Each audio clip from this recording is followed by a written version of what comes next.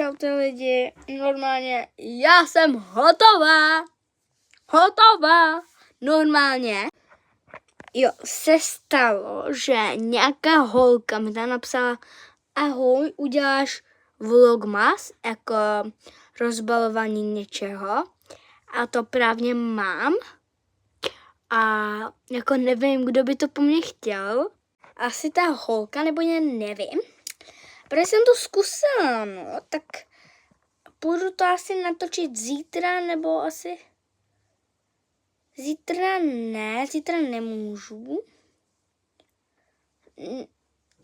Tak zítra jo, můžem. Zítra to natočím vlogmas, jinak ještě budu dneska natáčet, budu vám říkat něco a prostě tak no. Tak čauky. No tak čau, čau.